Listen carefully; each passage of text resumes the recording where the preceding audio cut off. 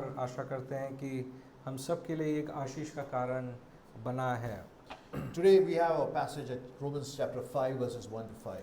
आज का जो भाग है वो रोमियो 5 और उसका 1 से 5 हम ध्यान से देखेंगे। My title for this morning's sermon is Since We Have Been Justified. और आज का जो शीर्षक है वो ये है क्योंकि हम धर्मी ठहराए गए हैं। Paul says, since we have been justified, we have reaped benefits, or we have received blessings of this justification. और पौलुस इस प्रकार कहता है कि क्योंकि हम धर्मी ठहराए गए हैं उसके जो लाभ जो है हमने उसको प्राप्त किया है। So today morning we're going to look at this particular passage and work on 3 points from this passage. और आज हम इस भाग को देखते हैं, 3 मुख्य बातों को हम सीखने की कोशिश करेंगे। We're going to talk about what we have received because of the justification. पहला हम ये देखेंगे कि हम इस धर्मी ठहराए जाने के कारण हमने क्या प्राप्त किया है। 2, we're going to talk about why we have received this benefits of this और justification. दूसरा हमने इसका लाभ हम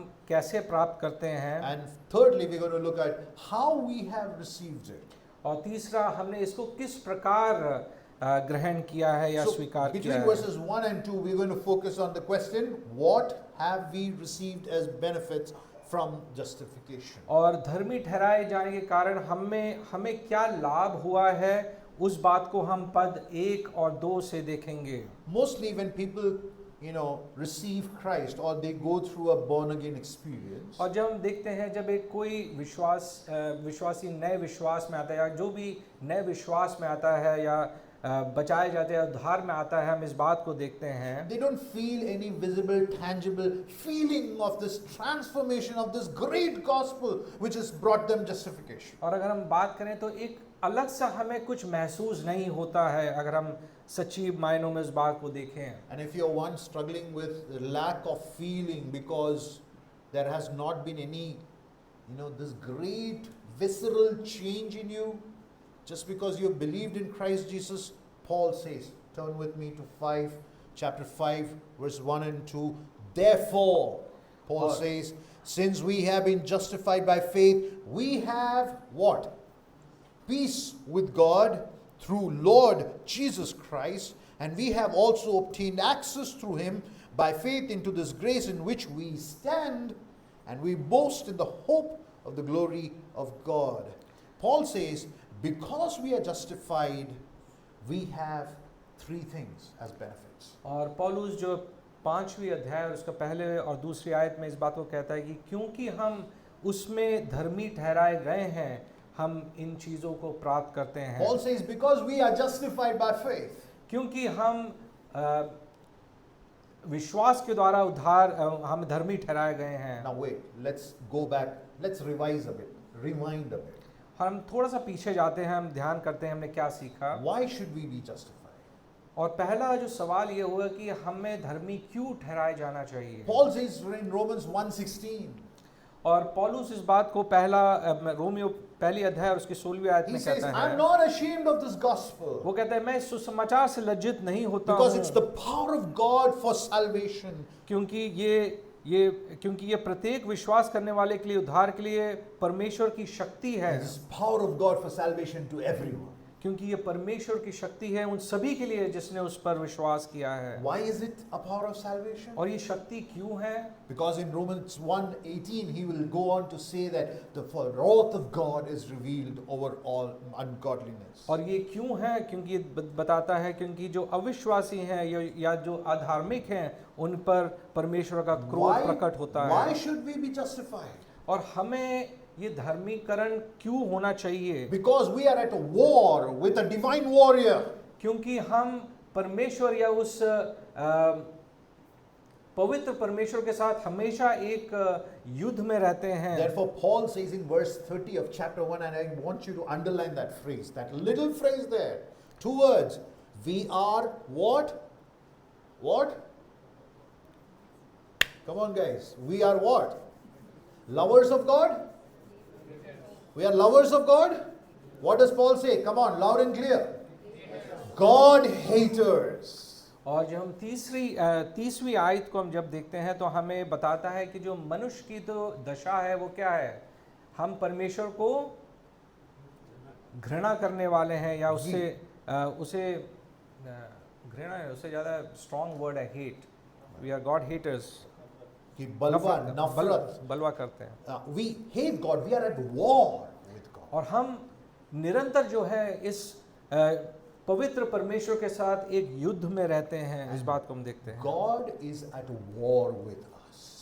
और जो पवित्र परमेश्वर है वो हमेशा पाप से या पापी जन से हमेशा जो है एक युद्ध में रहता And है, therefore all are under the wrath of God. और इसीलिए हम सभी या जो भी अविश्वासी है, जो पाप के गण में है, वो हमेशा उस परमेश्वर के क्रोध के अधीन में आते हैं। So as Paul is using the word everyone, और जब पौलुस सब लोग जो ये जो इस शब्द का इस्तेमाल करता है, a Jew stands up. और एक यहूदी खड़ा होता है He says, I'm a Jew. और वो कहता है कि मैं यहूदी हूँ, I have the law. मेरे पास जो है नियम है, Circumcised on the 8th day. और मेरा जो खतना किया गया है 8वें दिन में, Of such and such tribe. और मैं इस गोत्र का हूँ और फलाना फलाना व्यक्ति हूँ, My father is Abraham. और मेरा जो पिता है या पूर्व पिता है वो इब्राहिम है, Therefore I am not under wrath. और इसलिए जो है मैं इस क्रोध के अधीन या उसके नीचे नहीं Chapter आता 3 हूँ। verse 9 Paul says, और रोमियो 3 और उसका 9वीं आयत में कहता है What पौलुस, then? तो फिर क्या, Are we better off? To the Jew. और क्या हम यहूदी से बेहतर हैं? Not at all, says Paul. बिल्कुल नहीं, इस बात को For पौलुस we are कहता है। charged, both Jew and Greeks are under sin. और यहूदी हो या यूनानी, हम सभी पाप के अधीन हैं, इस बात को कहता Now है। chapter 3 verse 27. और 3 और उसका 27वीं I आयत, want you to underline that. और आप अपने बाइबलों में इस आयत को That खोलें, one particular word. Where then is boasting? और कहता है कि फिर तुम में घमंड करने के लिए क्या है, It is excluded. इसको खारिज कर दिया गया है। There is no way you can boast. ऐसा कोई कारण है ही नहीं हमारे जीवन में जिसके कारण हम घमंड कर By the सकें। virtue of your birth into this world, you are a sinner. Whether you are a Greek, Jew or Gentile or whoever, you are a sinner. क्योंकि जब आप इस संसार में जन्म लेते हैं, चाहे वो आप यहूदी हो या यूनानी हो या कहीं भी किसी भी गोत्र से हो, आप एक पापी होकर जन्म लेते हैं। Therefore, the gospel is revealed इसलिए जो है सुसमाचार हमें दिया गया so है that you could be justified. ताकि हमारा धर्मीकरण हो सके। And Paul has taken us through chapter 4, और पौलुस हमें चौथी अध्याय से हमें जब ले जाता है, spoken to us through the life of Abraham and David, और जब इब्राहिम और दाऊद के जीवन से हमसे बातचीत करता है, and proved it to us that Abraham was justified by faith through grace alone. और ये इस बात को हमने बहुत अच्छे से और ध्यान से इस बात को हमने सीखा कि दोनों का जो उद्धार है या जो उनको धर्मी ठहराया गया है वो विश्वास के द्वारा, और वो विश्वास कहाँ से मिला? अनुग्रह के द्वारा ही उनको दिया गया है। इस बात को हम Not देखते by हैं, religious works, और कोई धार्मिक कार्यों से नहीं उनका धर्मीकरण not हुआ, by trying to do good things, और अच्छे कार्य करने से उनका धर्मीकरण नहीं हुआ, not by karma, the virtue of karma, और कर्मा के कारण नहीं हुआ क्योंकि अच्छे काम उन्होंने किया, justified by faith through grace alone. और उनका जो उद्धार विश्वास के द्वारा और अनुग्रह के द्वारा हुआ है। इस बात को हम देखते हैं, And he says it was credited to Abraham righteousness. और इस बात को हम देखते हैं कि जो उद्धार इब्राहिम को दिया गया है वो उसको क्रेडिट किया गया है, It was counted, गिना गया है. और उन इब्राहिम का जो विश्वास उसके लिए गिना गया है। इस बात को हम Therefore, देखते हैं। now who believes in the gospel of God, or gospel of Jesus Christ, और इसलिए हम देखते हैं जब हम जो भी परमेश्वर के उस सुसमाचार में विश्वास रखता we है, have a right standing with God. और क्योंकि हम विश्वास करते हैं अनुग्रह के द्वारा हमें धर्मी My ठहराया गया question to है। dear church this morning is, do you have a right standing with God based on the gospel of Jesus Christ? और सवाल आज ये है हम सब के लिए कि क्या हमारी जो क्या हम सही जगह पर हैं परमेश्वर के उस उद्धार के संदर्भ में हैं। So Paul is going to answer that question. और पौलुस उसका जवाब हमें देना चाहता है In और chapter देता है। 5, he's going to tell us these are the benefits of your justification by faith through grace. और वो कहता है कि क्योंकि तुम्हारा उद्धार विश्वास के द्वारा जो कि अनुग्रह के द्वारा तुम्हें मिला है, उसके कारण हमें ये लाभ हैं। Since we are justified, और क्योंकि हमारा धर्मीकरण हुआ है, Paul says, these are the things that we receive. क्योंकि तुम्हारा धर्मीकरण हुआ या धर्मी ठहराए गए हो, इसके कारण ये लाभ What- तुम्हें मिलता है। What we receive. और हमें क्या मिलता है या Let's हम क्या look at ग्रहण verse 1 करते and हैं। 2. और पहला और दूसरी आयत में हम इस बात को देखते Can you हैं। identify what do we receive? पहला और दूसरी आयत में क्या आप देख सकते हैं और बता सकते हैं कि क्या हम देखते हैं, क्या हम प्राप्त करते हैं। We receive peace with God. 2. Access to God. And 3.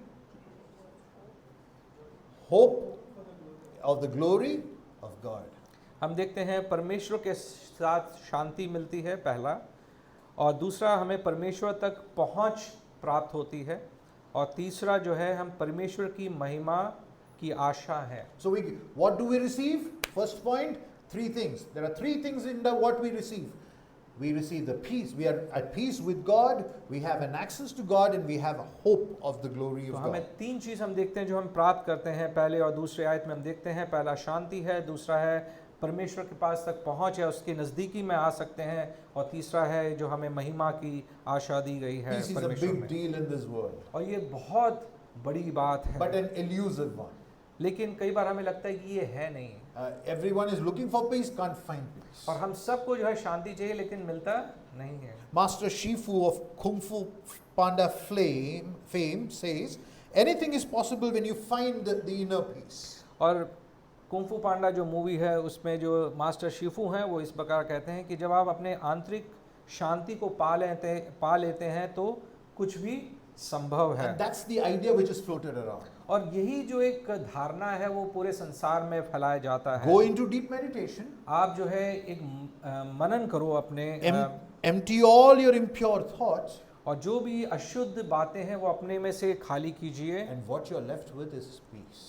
और जो बाकी बचा है वो शांति है। Paul says peace is not that you find within yourself. You don't have peace. और पौलुस कहता है कि शांति नामक चीज हमारे जीवन में है नहीं, और वो हम अपने अंदर में उस बात को हम And खोज नहीं if you have सकते हैं। sufficiently read till chapter 4, और अगर हम 4th अध्याय तक अगर हमने बात को सीखा या पढ़ा है, you would notice that Paul has been harping on one thing, that we are at war with God. और एक बात को स्पष्ट करता है कि हम निरंतर उस पवित्र परमेश्वर के साथ एक युद्ध में रहते Paul हैं। says the outcome of a reconciled, restored relationship with God is peace with God. और पौलुस इस बात को कहता है कि क्योंकि उसके अनुग्रह के द्वारा हमको जो है उसमें स्थापित किया गया है, केवल उसी के द्वारा हमें वो शांति मिल सकता है। When Paul says we have peace with God, he's saying it is an end of hostility between 2 warring parties, that is God and man. और ये कहता है कि पौलुस कहता है कि इसके कारण, किसके कारण? क्योंकि हम धर्मी ठहराए गए हैं, उसके कारण जो 2 युद्ध करने वाले लोगों के बीच में अब शांति हो गई है Why is या this- मेल मिलाप हो गया है। Why is this peace significant for us? और ये शांति क्यों हमारे लिए बहुत ही मूल्यवान है? Because, believe it or not, you may want to deny it, that's fine. But the fact is that each of us carry within us a deep-seated condemnation. और क्योंकि ये बात सच्ची है और ये बात हम सभी जानते हैं कि हम एक ऐसा दोष जिससे हमें छुटकारा नहीं है हम पा सकते हैं, वो हमारे जीवनों में हम लेके घूमते हैं। Keller in his words says, kind of condemnation which you and I cannot shake it off. और तिमोथी केलर इस बात को कहते हैं कि एक ऐसा दोष हमारे जीवन में है जिसको हम झुकला नहीं सकते हैं। When these men brought that adulterous woman caught in adultery to Jesus Christ and said, the law demands that those women be stoned, what did Jesus reply? और जब हम देखते हैं नए नियम में इस बात को एक इवेंट या एक घटना को हम देखते हैं जहाँ पर जिस स्त्री ने व्यभिचार किया था उसको प्रभु यीशु मसीह के पास लेके आते हैं और वो कहते हैं कि नियम के आधार पर इसने पाप किया है इसलिए इसके ऊपर पथराव होना चाहिए। तो प्रभु यीशु मसीह क्या कहते हैं? Yeah, so what hit them? Huh? what hit them is the sense of condemnation that they carried within themselves. और प्रभु यीशु मसीह ने कहा कि आप में से जिसने भी पाप नहीं किया है वो पहला पत्थर फेंक सकता है। तो सवाल यह है कि उनको वो बात लग गई। किसी ने पत्थर फेंका? नहीं फेंका।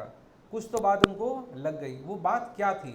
वो बात ये थी कि उनको एहसास हुआ कि उनमें भी वो दोष है। I'm very sure nobody standing there was trying to think, oh, which sin. Immediately, as soon as Jesus asked them the question, what hit them was the sense of condemnation. That I am a damned person too and I need to be stoned too. See, this is why, because we carry that sense of condemnation, we will always throw stones at others.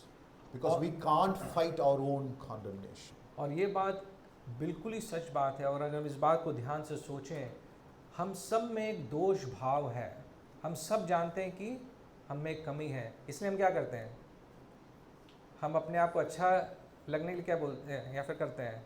दूसरे के ऊपर दोष लगाते हैं, तब हमें अच्छा महसूस होता है क्योंकि उनसे बेहतर हमें लगता है। We justify ourselves by what? By what? By condemning others. Huh? I justify myself saying that एबी बहुत पैसा खर्च करता है अपने गैजेट्स के लिए, मैं उतना नहीं करता हूँ। तो हम कुछ जो चीज़ में जो हम अच्छे हैं, हम उन चीज़ों को चुनते हैं और हम कंपेयर करते हैं जिसमें हम अच्छे हैं, राइट? तो अगर आशीष या फिर मैं बहुत खर्च करता हूँ किसी चीज़ में, तो आशीष सोचेगा कि यार देखो एबी को देखो कितना खर्च करता है, मैं तो उससे काफ़ी अच्छा हूँ। तो हमें अच्छा लगता है इस बात को। And we all try to escape. We are trying to escape this wrongness, the sense of wrongness that we carry within ourselves. और ये दोष भाव जो हमारे जीवन में है, हम उससे हमेशा भागने की कोशिश करते And हैं। how are we trying to escape? और हम किस प्रकार इसको कोशिश करते हैं? अच्छा बच्चा बन के। By being a good boy. Read your Bible every day, pray every day, attend church, come for Saturday meetings, appear for the Wednesday meetings. I'm good. अब हम करते हैं किस प्रकार है? अच्छा बन के। एटलीस्ट बाहर की ओर बाहरी दिखावा बहुत ज़रूरी है कि हम अच्छा मीटिंग में आ रहे हैं, अच्छा काम कर रहे हैं, अच्छा हमारा चरित्र सबको मालूम है, और हम मीटिंग्स पे आते हैं, वेडनेसडे मीटिंग में आते हैं, प्रेयर मीटिंग में आते हैं, सब कुछ हम करते हैं, तो सबको ये लगता है कि क्या लगता है? बड़े अच्छे विश्वासी हैं। Look, I also got married only to a believer. और देखो मैंने एक केवल विश्वासी से शादी की है। You know, all of these are methods. When we claim them as our good works and put this up as a certificate for justification or righteousness, we are saying that we are fighting the sense of wrongness, the condemnation within us. और हम इन सभी जो बाहरी बातें हैं या ये बाहरी तौर से जो हम कर सकते हैं, इन सब को हम अपने जीवनों में लेते हैं और हम सोचते हैं, और हम उस दोष भाव को जो है हम हमेशा उससे लड़ने की कोशिश करते हैं अच्छे कामों once से। the recipients of the wrath of God now are at peace with God. और जो हम पहले प्रभु के जो क्रोध के अधीन थे या उसके भागीदार, रिसिपिएंट्स वुड बी, उसके योग्य थे, या वही हमारे ऊपर दंड हमारे ऊपर होना चाहिए, लेकिन अब जो है हम परमेश्वर के उस शांति में हमको लेके आया है। Now I want you to look at verse 1. और पहली आयत को हम देखना You have your चाहेंगे। pencils with you? Do you have your pencils with you? Okay. Through our Lord Jesus Christ. Paul goes full blast. और प्रभु यीशु मसीह के द्वारा इस बात को हम देखते हैं। पौलुस कहता है पहली आयत You know, he brings every name of Christ, every title of Christ, put in all of that so that you and I have no confusion. और वो प्रभु यीशु मसीह के सारे नामों को इस आयत में लेके आता है ताकि हमारे दिमाग में कोई कंफ्यूजन ना रह It is जाए। not because of you. और वो आपके और मेरे कारण नहीं, It is because through Jesus Christ, Lord Jesus Christ. और वो केवल प्रभु यीशु मसीह के द्वारा ही And इस I बात want को you हमें to see याद that दिलाता है। personal pronoun used there, through our Lord Jesus Christ. और पौलुस इस बात को कहता है कि हमारा प्रभु यीशु मसीह, Since we have been justified, we have peace with God through our Lord Jesus Christ. और इसलिए कि हम विश्वास से धर्मी ठहराए गए हैं, हम हमारे प्रभु यीशु मसीह के द्वारा परमेश्वर के साथ मेल मिलाप में हैं। So what we receive? First thing, we are at peace with God. और पहली बात को हम देखते हैं, हमें वो शांति ग्रहण होता है। See, it's not just, Paul does not just say we receive peace. और Does he say that? पौलुस के लिए ये नहीं कहता कि हमें शांति मिलती है। The peace with God is what generates peace in our life. और खास बात जो ध्यान देने वाली है, वो केवल शांति नहीं, वो प्रभु के साथ वो मेल मिलाप वाला जो शांति हमें प्राप्त होता है, उस बात को पौलुस कहता है। And he says, not just peace with God, we have access to God. और वो कहते हैं केवल शांति नहीं परमेश्वर के साथ, लेकिन हमारे पास अब एक पहुंच है, हम परमेश्वर के पास या नजदीकी में आ सकते हैं। इस बात को Once कहता thrown है। out of the presence of God, और हम देखते हैं पहले जब अदन के बगीचे में, या पहले हम देखते हैं जब पहला पाप हुआ, हमें उस बगीचा या उस परमेश्वर के जो उस प्रेजेंस से हमें बाहर निकाल दिया गया now था। we enjoy an access. और अब जो है वो उसकी बहाली हो चुकी है, हमें वापस आने की अनुमति है Access into His presence. और उसके नज़दीक पहुंच सकते हैं या उसके पास आ सकते Why हैं। is this significant? और ये क्यों महत्वपूर्ण है? Because there is an obstacle, a legal obstacle. There was a legal obstacle between you and God, between us and God. क्योंकि इसमें एक कानूनी दावपेच हम देखते हैं। And that legal obstacle was pronouncement, the judgment of death on us because of our sin. और ये था जो हमारे ऊपर जो मृत्यु की घोषणा की गई थी पाप के कारण। Now, look at what Paul says. Through Christ, through Him, we have access. Meaning, it is through Christ. For what Christ has done, we have now access. The legal obstacle, the legal challenge has been removed. और पौलुस कहता है कि क्योंकि प्रभु यीशु मसीह ने जो किया, क्या किया? उन्होंने जो अपनी जान दी क्रूस पर, उसके द्वारा अब हम उसके नज़दीकी में आ सकते हैं। और जो कानूनी दावपेच था या लीगल एस्पेक्ट था, वो अब हट गया। इस बात को हम देखते The हैं। Greek word access to the original word means to be brought near or to be introduced. और जो नज़दीकी आना, अगर हम यूनानी भाषा में उसको हम देखते हैं, तो उसका मतलब है कि नज़दीकी में या घनिष्ठता में लेके आना। So justification is not just removal of hostility and bringing in of peace, but justification also means bringing in of a relationship. और धर्मीकरण का मतलब केवल यही नहीं कि एक पीस की शांति की स्थापना की जाती है, लेकिन एक संबंध को कायम किया जाता है उस परमेश्वर के साथ। इस बात को हम This देखते is हैं। friendship with God. और ये एक घनिष्ठ मित्रता को हम देखते हैं परमेश्वर के Today साथ। we have an access with God to go to Him with all our needs. आज हमारे पास वो फ्री एक्सेस है, या फिर हमारे पास वो स्वतंत्रता है जिससे हम परमेश्वर के नज़दीकी में जा सकते हैं और अपने सारे बातों को उसको बता सकते हैं। Every word in verse 2 is heavy with meaning. We have obtained access through Him by faith into this grace in which, now what does he say? In which we stand. और हमने विश्वास के द्वारा, आय 2 हम इस बात को हम पढ़ते हैं, हमने विश्वास के द्वारा उस अनुग्रह में भी प्रवेश पाया है जिसमें हम स्थिर हैं। There is an ongoing experience of being with God. और ये जो एक्सपीरियंस है या जो हम महसूस करते हैं परमेश्वर के साथ उस संबंध में, वो एक निरंतर एक प्रक्रिया है। इस बात को हम महसूस Paul करते says, हैं because you have received the peace with God, क्योंकि तुमने उस शांति को अब परमेश्वर के साथ पाई है, and you have a favor, you have an access with God, और अब तुम जो है उसके पास पहुंच सकते हो। now you can boast. अब तुम जो है घमंड कर सकते हो। They can boast in their hope of what God is yet to accomplish और in हम their किस lives. बात का घमंड कर सकते हैं? उस आशा के बारे में घमंड कर सकते हैं जिसकी पूर्ण भरपाई अभी होनी बाकी है। That's what he brings to us in verses 3 and 4. Why we receive it.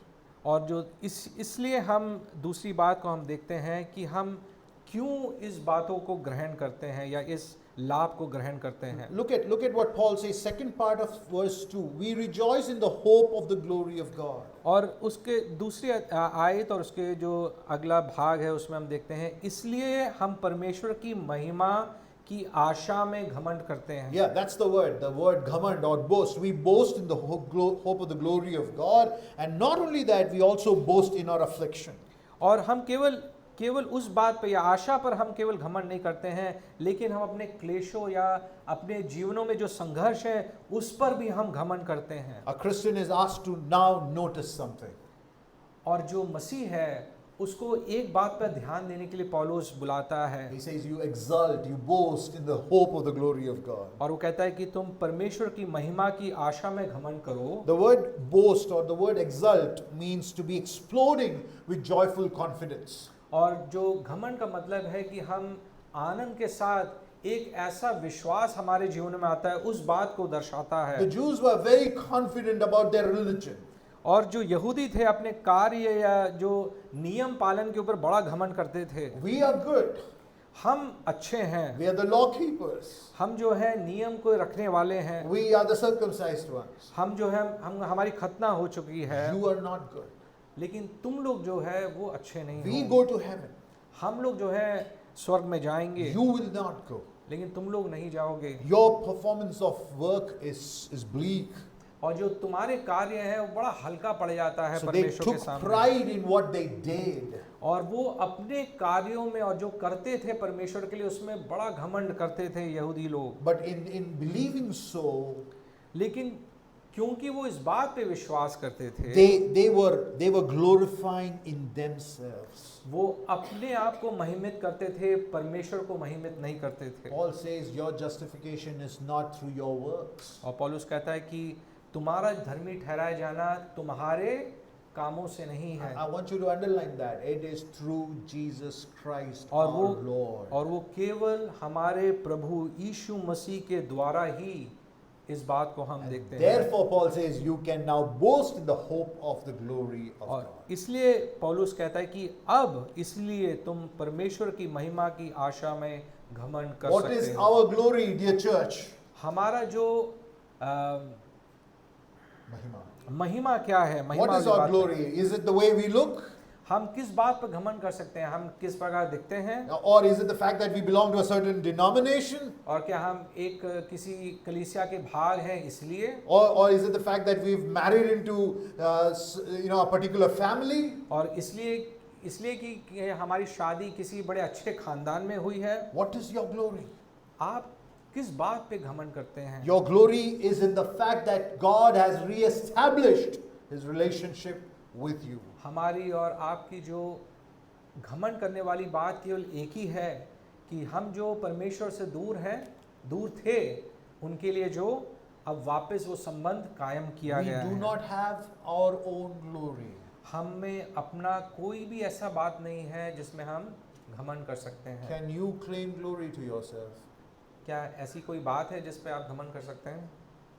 You can only derive, you can only reflect the glory of God. हम केवल जो घमंड परमेश्वर ने अपने आशा में दी है, केवल उस बात को हम दर्शा सकते हैं। Like the moon is merely reflecting the glory of the sun.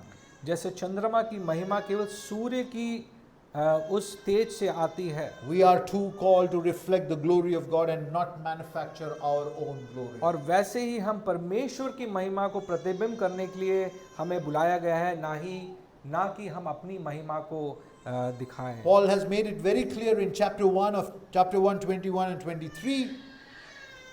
और पौलुस रोमियो उसका 1 और उसके 21 से 23 में काफी स्पष्ट इस बात को He किया says, है we have exchanged the glory of God.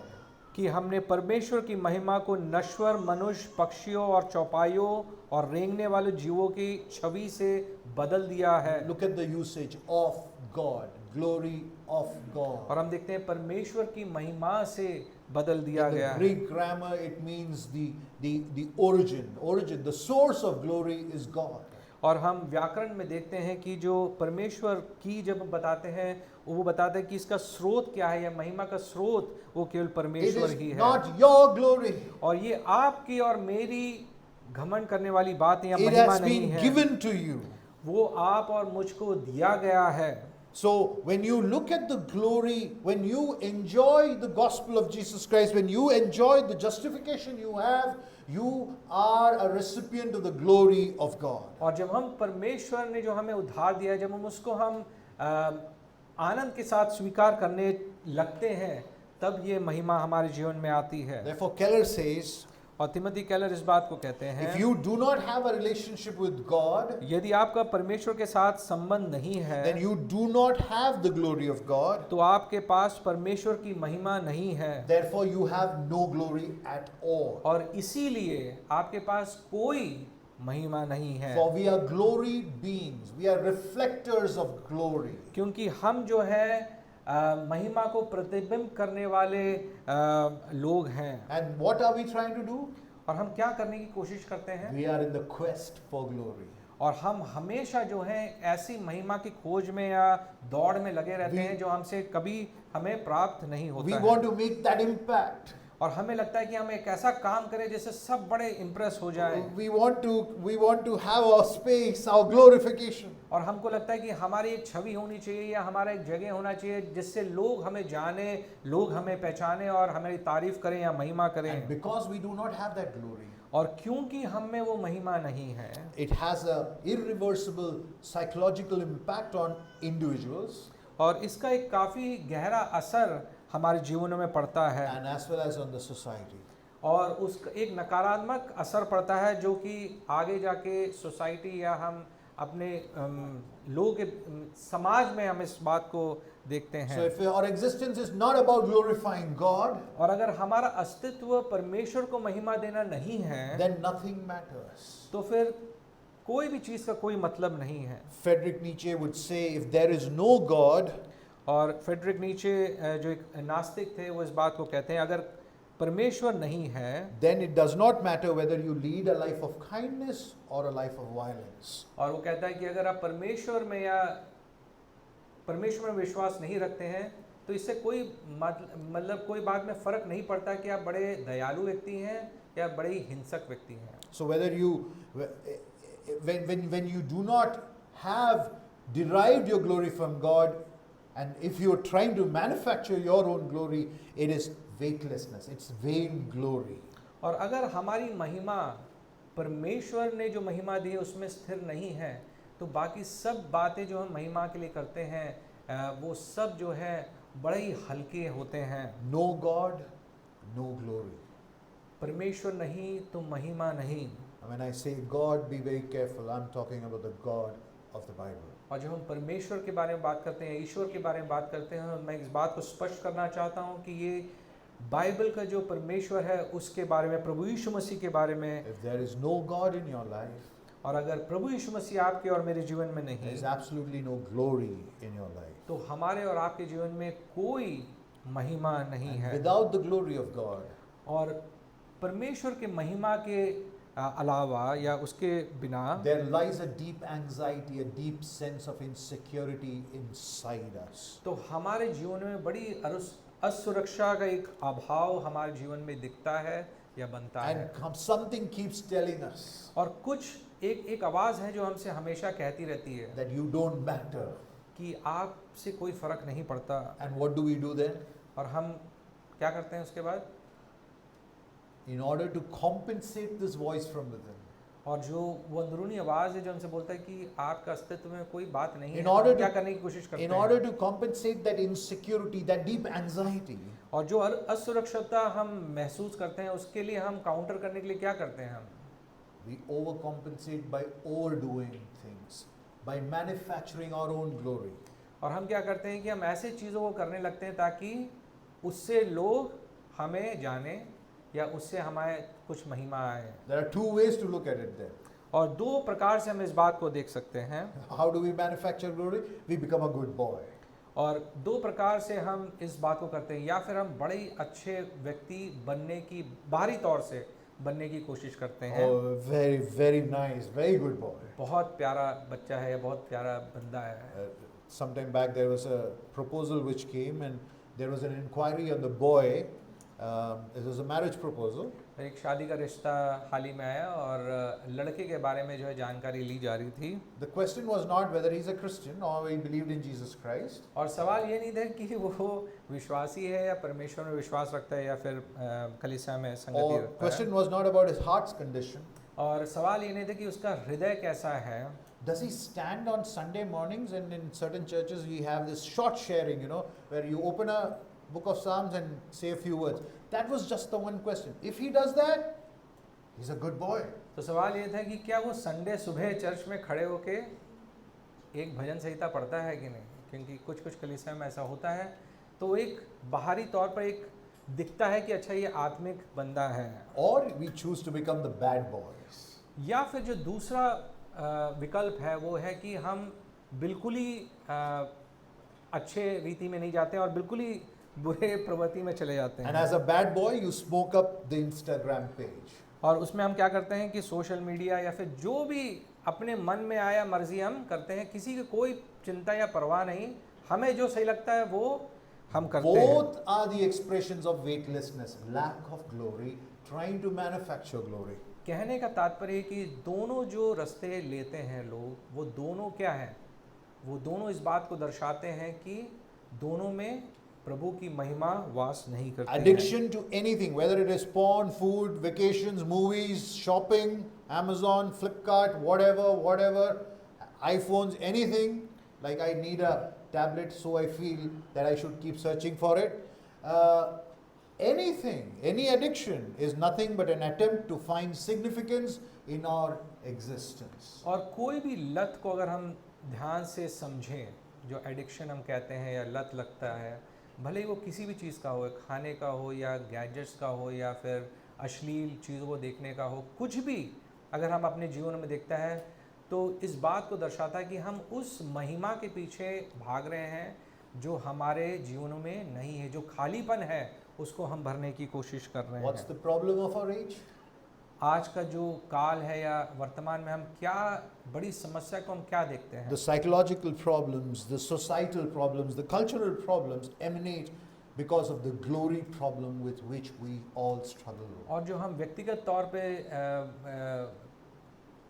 Problems would be समस्या को देखते हैं या फिर सामाजिक समस्या को देखते हैं, इन सब का जो केंद्र निचोड़ ये है कि हम सब में वो खालीपन है और हम में प्रभु की महिमा नहीं है What या is the दिखती answer नहीं to है। these problems? और इसका जवाब हम कहाँ देखते हैं? Glory of God. परमेश्वर की महिमा। And Paul says we have received the glory through the person of Jesus Christ. और पौलुस कहता है कि प्रभु यीशु मसीह के द्वारा हमने इस महिमा की आशा And को प्राप्त therefore किया he है। says boast. और कहता है इसीलिए तुम घमंड Boast करो। in the hope of the glory of God. और कहता है कि परमेश्वर की जो महिमा है उसमें तुम घमंड करो। And then he says boast again for But- something else. और उसके बाद कहता है एक और चीज के लिए घमंड करने के लिए बोलता है। किस बात के लिए बोलता है? Boast in what?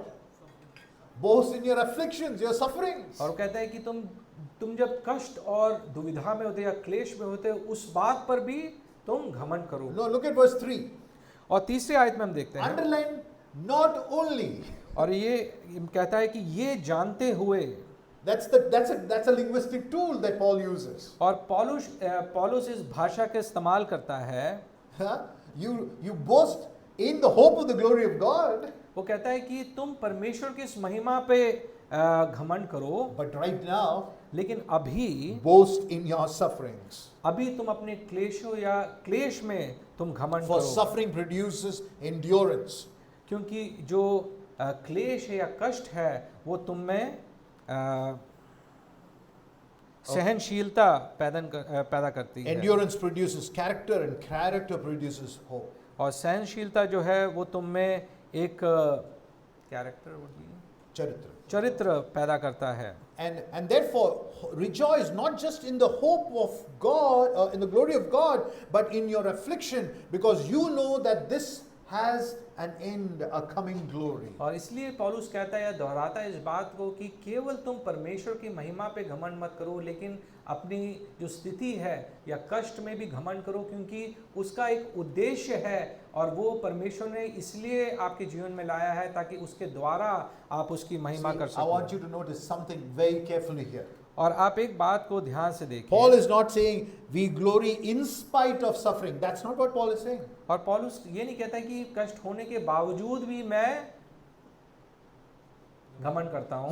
He says he's also not saying that he will rejoice in the midst of suffering. और वो ये भी नहीं कहता है कि क्लेश हो रहा है या कष्ट है उसके बीच में मैं घमंड The करूंगा। grammar there says और जो व्याकरण है वो इस बात को कहता है, we rejoice because of the suffering. और वो कहता है कि कष्ट और क्लेश है इसीलिए मैं घमंड करता हूँ। This is a paradoxical statement. और काफी विरोधाभास इस बात को हम How do देखते you हैं। glory because of your suffering? और सवाल यह है कि जब हमारे जीवन में कष्ट होता है या क्लेश होता है तो हम उसके कारण घमंड कैसे कर सकते हैं। Why? Paul says, observe the word in verse 3. और तीसरी आयत में हम देखते हैं, We also rejoice in affliction because और हम what?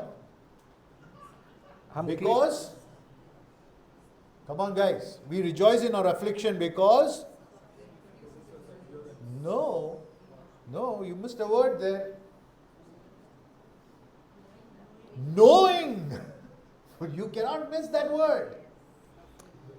और हम क्लेश या कठिन परिस्थितियों में घमंड करते हैं क्यों?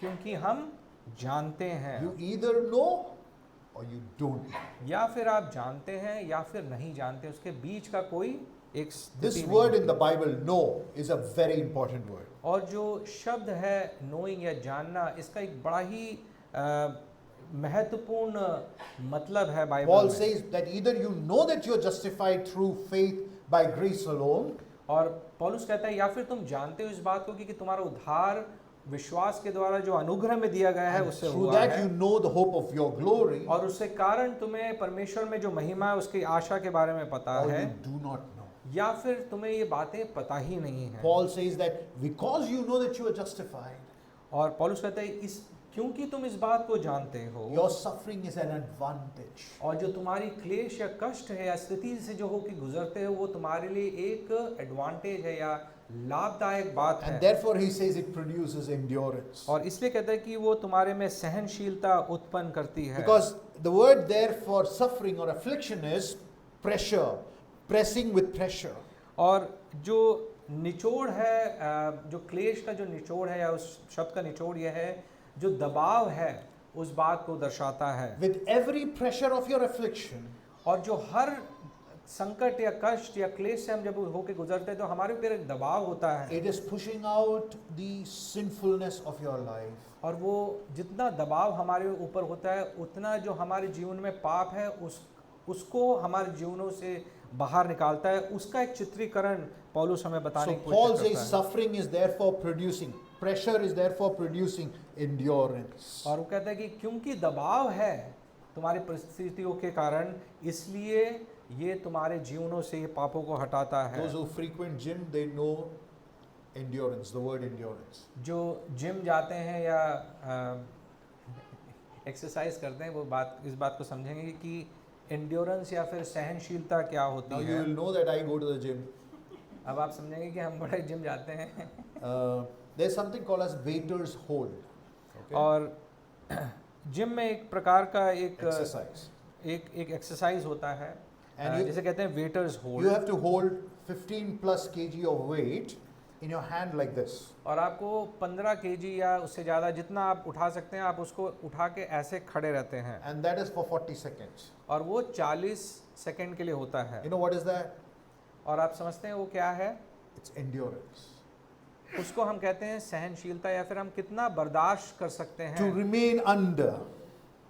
कि हम उसका जो दबाव हमारे कंधों पर पड़ता है हम कितना उसको सह सकते हैं। Paul is saying that knowing who you are in Christ, और पौलुस कहता है कि तुम इस बात को जानते हुए कि तुम मसीह में कौन हो, you are willing to endure suffering. आप अपने क्लेश को सहने के लिए तैयार हो। R.C. Sproul says that endurance, when suffering comes, it adds muscle to your soul. और आर.सी. स्प्रोल जो है वो एक मसीह के बाइबल वक्ता है, उन्होंने इस बात को कहता है कि जब हमारे जीवन में क्लेश आता है तो हमारे जो स्पिरिचुअल मसल Soul. muscles. जो सोल जो मसल्स हैं वो It's हमारे an बनते imagery. हैं। It's an imagery. It's a imagery, He it's एक एक चित्रीकरण है This- जिसको हम देखते हैं। The one who knows his justification is through Jesus Christ endures suffering because it produces character.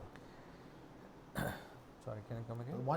one who knows the justification in Christ endures suffering which produces character. और हम इस बात को देखते हैं और पौलुस इस बात को दोहराता है कि क्योंकि हमने हमारा जो विश्वास है वो अनुग्रह के द्वारा और विश्वास के द्वारा हमें दिया गया है, उसके कारण हमें जो है कष्ट को सहने की जो सहनशीलता हमको वहाँ से मिलती है, And that changed character और उससे हमारा जो नया चरित्र मसीह चरित्र बनता है is an evidence वो इस बात की घोषणा करता है या स्थापित करता है इस बात को that we have been changed because of the work of Christ. और इस बात को वो दर्शाता है कि हम में जो बदलाव दिखता है अंदरूनी और बाहरी तौर से वो परमेश्वर की ओर से आता है। And therefore we will not be ashamed of our suffering. और इसलिए हम कभी भी जो है हमारे जीवनों की जो परिस्थिति है या फिर क्लेश है या कष्ट है उससे हम कभी भी शर्मिंदा नहीं होते। Because in verse 5 he says, this hope will not put us to shame. और 5वीं आयत में हम देखते हैं कि ये आशा हमें निराश नहीं करती है। We have a strong conviction in the historical person of Jesus Christ. और क्योंकि हमारा जो निश्चय है वो एक ऐतिहासिक प्रभु यीशु मसीह में है, Jesus suffered for us क्योंकि प्रभु यीशु मसीह हमारे लिए So that- उसने कष्ट सहा so that he can bring the glory of God to us. ताकि वो हम लोगों में अपनी महिमा को दे Now, सके। unless we suffer, और जब तक हम क्लेश या कष्ट नहीं उठाते हैं we will not know who our risen Savior is. और हम इस बात को कभी नहीं समझ सकते हैं कि हमारा वो जी उठा परमेश्वर कौन We है। will not know the aliveness, the activeness of our faith. और हमारी जो विश्वास का जो स्ट्रेंथ है या फिर जो सामर्थ है उस बात को हम पूर्णतः समझ नहीं सकते हैं। For in Jesus Christ we are saved. क्योंकि प्रभु यीशु मसीह में हम बचाए गए हैं। So that brings up. So we covered what we receive, why we receive, and how we receive. 5 portion. और तीसरी बात को हम आज देखेंगे वो ये है कि हम इस लाभ को हमको कैसे प्राप्त होता है ये लाभ। Now look at verse 5, last portion, the love. Because God's love has been poured into our hearts through the Holy Spirit who was given to us. और पांचवी आयत हम इस बात को हम देखते हैं, और ये आशा हमें निराश नहीं करती क्योंकि परमेश्वर का प्रेम हमारे हृदय में पवित्र आत्मा के द्वारा उंडेल दिया गया है जो हमें दिया गया The है। word poured out is to say that it has been extravagant and profuse. और उंडेला गया का मतलब यह है कि कम मात्रा में नहीं लेकिन बहुतायत से हमारे जीवनों So में उस बात God's को love has दर्शाया poured गया out है। in the past and it is active within us today too. और परमेश्वर ने पिछले समय में या इतिहास में भी ये काम किया है और आज की तारीख में भी वो इस काम को करता God's है। love has taken possession of our souls. और परमेश्वर के जो प्रेम ने हमारे दिलों को भर दिया है इस बात को It कहते is a हैं। historical reality and a subjective experience for each one of us today. और ये एक इतिहास गवाह बात है कि it is historical. Historical reality and an experience in our hearts today. ये एक सच्ची बात है जो इतिहास में गड़ी है, और ये हमारे जीवनों के जो महसूस हम करते हैं या एक्सपीरियंस जो हमने किया है उस बात वो भी हम इस बात की For गवाही the देते gospel हैं। of Jesus Christ brings the love of God into our life. क्योंकि परमेश्वर का जो सुसमाचार है, परमेश्वर का प्रेम हमारे दिलों में उड़ेल देता है। So when Jesus promises his disciples of the sending of the Spirit of God, और जब प्रभु यीशु मसीह अपने चेलों को कहता है कि जो पवित्र आत्मा आने वाला है, he uses the word the helper is coming. और वो इस शब्द का इस्तेमाल करता है helper, That is to say that God with us. और सहायक करके आने वाला है। उसका मतलब यह है कि परमेश्वर हमारे God साथ है in us. और परमेश्वर हम में है, This is the hope that we have. और ये आशा हम लेकर चलते हैं That God is with us. कि परमेश्वर हमारे साथ है And he does not remove me from my suffering. और वो हमारे जीवनों से ये कष्ट और क्लेश को हटाता नहीं है, But he embraces me, engulfs me, envelops me, redefines my suffering as I go through them. लेकिन वो क्या करता है, वो हमें अपने गले लगा लेता है जब हम इस कष्ट में या परेशानी से होकर with हम गुजरते every हैं। squeeze of affliction. और जब हम अपने बच्चे को भी जब वो रोता है या फिर रोती है तो हम क्या करते हैं, उनको गले लगा लेते हैं, जो और अच्छे से उनको निचोड़ लेते हैं। लेकिन एक एहसास जो हमारे जीवन में होता है, उसी बात को पौलुस यहाँ He दर्शाता is है। restoring our lost glory. और पौलुस कहता है कि जो हमारा महिमा खो गया था, उसका जो है वो वापस उसको लेकर आ रहा We है। rejoice much like a woman in labor pain. और वो कहता है कि जैसे एक स्त्री जब प्रसव वेदना. प्रसव का जो वेदना होता है उसमें खुश होती है, उस प्रकार इसको बताया गया I'm है। a man, I do not know that pain. और मैं एक मनुष्य हूँ, तो मुझे वो वेदना या फिर पेन मुझे समझ में नहीं आता पूर्णतः। Now, if you need to know, ask a woman who has given birth. और अगर आपको ये बात समझनी है तो आप एक स्त्री से बात कीजिए जिन्होंने इस प्रकार जन्म दिया है अपने But this बच्चे is को। what I imagine. और ये इस बात को मैं इमेजिन या संकल्पित करो. संकल्प करता हूँ। It pains her, it tires her, जब वो प्रसव के जो उस प्रक्रिया में होती हैं तो वो काफ़ी वेदना से होकर गुजरती हैं, काफ़ी थकावट होती है। it makes her cry, और वो रोती है, it destroys her body, उसके शरीर को वो नाश कर देती है, it disfigures her. उनका जो ढील ढाल है उसको बिगाड़ देती है। It's much more than what I have said. और ये इन सब से और भी काफ़ी सारी बातें हैं। But she endures it all for that bundle of joy with steadiness in heart. लेकिन वो इस बात के लिए उस सबको सह जाती है, किस बात के लिए, कि जो बच्चा आ रहा है, उस बात के लिए वो उस सारे कष्ट को और वेदना को सह लेती है। By rejoicing in our suffering, वो उस वेदना में खुश होती है, या by rejoicing in our suffering, और जब हम अपने कष्ट और क्लेश में आनंदित we होते tell the हैं, world that Jesus is all we need. हम इस बात को बड़े घमंड के साथ बताते हैं कि प्रभु यीशु मसीह हमारे जीवन के लिए काफ़ी है। I don't know what you're going through. I know some of your stories. I know few of us are going through really struggling times of struggle. मुझे व्यक्तिगत तौर पे हम सब के बारे में तो हम जानते नहीं, लेकिन कुछ लोग के बारे में जानते हैं। लेकिन ये बात सच है कि हम में बैठे सभी लोग के जीवन में कुछ ना कुछ परेशानी है या कठिनाई है या क्लेश है, जिससे हम होकर अभी आज की तारीख में भी हम गुजर रहे हैं। But we rejoice because of our suffering because of the hope that we have in Christ Jesus. लेकिन हम आज उस कष्ट में या क्लेश में हम आनंदित होते हैं। क्यों? क्योंकि हमको वो परमेश्वर ने वो महिमा हमारे जीवनों में दिया है। Suffering may be inevitable, और हो सकता है ये कष्ट और क्लेश हम हटा नहीं सकते हैं या फिर लंबे समय तक रहेगा, but hope in Christ is definite. लेकिन जो आशा है परमेश्वर की महिमा में, वो स्थिर है और हमेशा हमेशा के लिए On हमारे the साथ cross रहती you है। see the profusion of the love of God. और हम इस बात को उस क्रूस को जब हम निहारते हैं, हम उस बात को देखते हैं The extravagant love of God. और हम देखते हैं कि किस प्रकार परमेश्वर ने पूर्णता अपने प्यार को उंडेल दिया। What happened on that cross?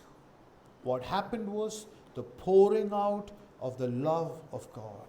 और हम देखते हैं कि उसने पूर्णता, थोड़े उसमें नहीं, ज़्यादा में नहीं, लेकिन पूर्णता उसने अपने प्यार को उस क्रूस पे हमारे और आपके वास्ते उंडेल दिया। Look at how Paul says the love has been poured out in our hearts.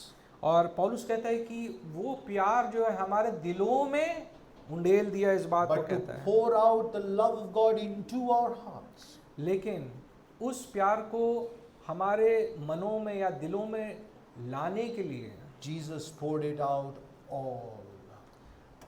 प्रभु यीशु मसीह को अपने आप को पूर्णता खाली करना पड़ा। इस बात को हम Here the Spirit is given to us. उसमें देखते हैं कि वो Here in this verse, the Spirit is given to us. और उसमें देखते हैं कि जो पवित्र आत्मा है वो हमें दी गई है। But on the cross, He gave up His Spirit for us. लेकिन हम इस बात को देखते हैं कि उसने अपना शरीर या आत्मा को त्याग दिया उस क्रूस पर, so that stricken people like us, ताकि हम जो लोग हैं जो दुखी और आज काफ़ी कष्ट और क्लेश से होकर गुजरते हैं, insecure human beings like me, जो कि काफ़ी अस्थिर या असुरक्षित महसूस करते हैं, would receive peace, हम उस शांति को पा सकें, access, पहुंच and hope through the indwelling of God in our life in the gospel of Jesus और हम Christ. उस आशा को प्राप्त कर सकें जो परमेश्वर की आत्मा के साथ हमारे साथ वास करने के द्वारा होता है। I'll quote a song, maybe you would not be able to go through the translation, we'll sing it right after. And when before the throne I stand in Him complete, Jesus died my soul to save, my lips shall repeat, Jesus paid it all to Him I owe. Sin has left a crimson stain, He washed it white as snow. Thank you for listening to me this morning. परमेश्वर के नाम की स्तुति हो। आइए हम इस गीत को गाएंगे जो हमने